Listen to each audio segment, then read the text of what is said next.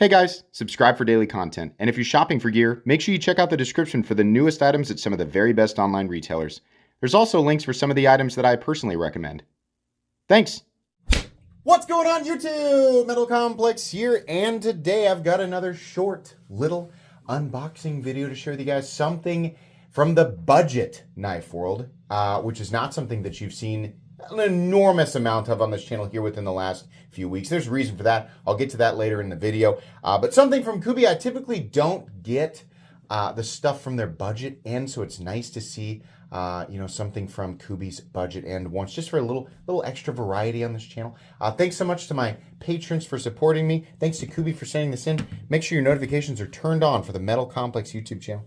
So first of all, I'll point out, don't go to the Kooby website to pick this up. In fact, I'll have it linked in the description to White Mountain Knives. Not the Kooby website. Their prices. I mean, it's I think they probably go by MSRP. It's the same with a lot of companies. Like the actual company website prices are like super high, and then you go to retailer and you get the retailer, the street price, right? So White Mountain Knives. I don't have an affiliate link for White Mountain Knives, but that's where you want to go to get that price tag there. Or you can use the link in my description. So this, I think, is called the Kubey, is it the TBO? So they always send it with numbers, KU396D. So this is 14C28N and micarta. I'm going to open it all the way up. Now this, in a lot of ways, in fact, this in pretty much every way, is pretty much just more of the same that we see in the budget knife world. And, I started to say, started to talk about why we don't see as many budget knives on this channel. I want to open this up and actually get my... Ooh, heavy. No, my finger was in the way. Okay, I got a critique right off the bat. But let's talk about the actual design. This is fine. I like the micarta, like the open ergonomic space. I like the extended jimping. Crossbar lock feels good. You have an ambidextrous mounting position for the pocket clip. You've got basically Civivi's pocket clip, nothing different there. You can easily wheel this out. We have, I don't know if I'm familiar with that logo there for the design. 14C28N. So right off the bat, I'm going to say this. If you like to thumb flick your knives or just wheel them out, or maybe you use two fingers and you sort of pinch it out, or maybe you just want to grab it like this and sort of drop it out. This is completely and totally fine, and it will function perfectly like this, and this is great. Whenever I see a slot like this, it makes me want to reverse flick it. With this knife, you have to be much higher, at least I do with my fingers, because when I go here and I'm bracing with my finger, that finger is right on top of the crossbar. And initially I thought, oh, it's got super heavy omega springs, because my finger pressure was actually stopping the crossbar from being able to be moved down, which happens naturally as you open the blade. So it basically made it really hard to open. It's not terrible, but you need to move up a little higher and go here. And even then, it doesn't really feel like it wants to go. Possibly moving down. Depending on the size of your hand and where your finger naturally falls, you want to be as off of that crossbar lock as you can. But that's a little bit awkward there. So this is a $56 knife, and honestly, micarta and the build quality here, and the 14C28N, I think that's a pretty darn good price. There's a lot of companies who will charge like 65, 70 bucks for that. But yeah, as long as you're going to White Mountain Knives, that's where I found that price tag. So here's the reason that I am not looking at a ton of budget cutlery is because what's happening to the budget knife world right now is they are all pumping. It's a lot of stuff like this, but they're all climbing up $65, $70, $75, $80. And it's like, so it's more of the same thing, and you are charging us more for it now. And it's like, well, yeah, well, tariffs and because, like inflation, like, okay. Great. So when this happens, me as a content creator, this creates this competitive, I don't know if vacuum's the right word. It creates a competitive opening for any company who wants to step up, because here's the truth, right? All of these companies, every company, right? A lot of people are like, well, it's the bad ones. It's everyone. Everyone is trying to make as much money as they possibly can, right, with their products. And a lot of companies will depend a lot more on volume, but there's still a certain amount of markup that companies depend on in order to generate, the revenue from their products. At the same time, cover their business expenses, and if they want to expand or whatever, right? It's all definitely in there. And nobody is evil for wanting to do that. The problem is that some companies have substantially more markup in their products than others. And when we're looking at these Chinese budget knives, Miguron is a great example of why, despite the fact that it's 2025 and inflation and tariffs, or whatever word you want to throw at, despite all that, we can look at Miguron's quality, we can look at their pricing, and they're able to create aluminum ND2 knives for about $30, sell them for $30, and G10 or micarta and 14C28N knives for about $45 to $50. So when I see my inbox or my Instagram DMs or my TikTok DMs, right, is filled to the brim after the weekend of all these. Sorry, I'm in this room in here is with all the pipes, so you get to hear all the water running through. But it's filled to the brim of all these companies. Hey, you want to check out our new? We got the new Fiddlesticks McGee X9000. It's gonna be $69.95. Oh, cool. What is it? It's a crossbar lock, and it's 14C28N and G10. I'm like, oh.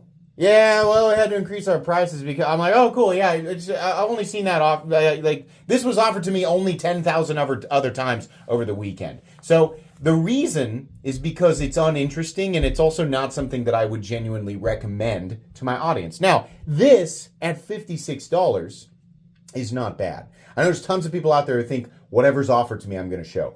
No. No, less than 30% of the stuff that's offered to me actually makes it into content, because I don't care to show people anything that unless, sometimes stuff will come in, and even if I hate it, it makes it for interesting content or an interesting talking point, right? So I'll show it anyway. But oftentimes with this budget cutlery, unless it's within the realm of, a reasonable, like this one here at $56, I actually think it's pretty good. I don't have a problem with that, right? But yeah, I don't think that I want to flood my my account, my YouTube channel, with a bunch of boring, just marked up, run-of-the-mill, it's another liner lock, it's another crossbar lock. This is a crossbar lock, but again, the price, I think, is what makes this one a little bit more interesting. I don't want to fill it up with that. It's boring, and that sucks, right? And I know there's a lot of people out there who love budget knives, and that's cool, but anymore, it has to have some sort of interesting element, or at least have a price tag that makes it a standout product, right? This is pretty good. I don't love the reverse flick. I don't love that, the fact that my index finger pretty much has to brace right on top of where the crossbar lock is, but you don't have to operate it that way. You can operate it like this, flick it out, whatever you want. Blade shape's pretty nice. The micarta is good. Kooby makes a good, product. Like their fit and finish, their execution is really, really good. The jimping is excellent. Nice, big, long. I'm going to call that a clip point blade. You can call it whatever you want. The overall length of this guy is coming in at 7.75 inches. Blade length is coming in at about 3.35, and cutting edge is 3 1/8. Every single company that's making knives that are under $75 or has the capacity to do that, I think that you are slowly killing yourself by making more crossbar locks, more liner locks, or more plunge locks. Those are the big ones that it's like every now and then, sure, right? If there's some other element, or you're going to price it. Here's the thing. You do that if your plan is to price it so ridiculously low that it blows our socks off, right? If you're like, hey, here's our next design idea, right? Great.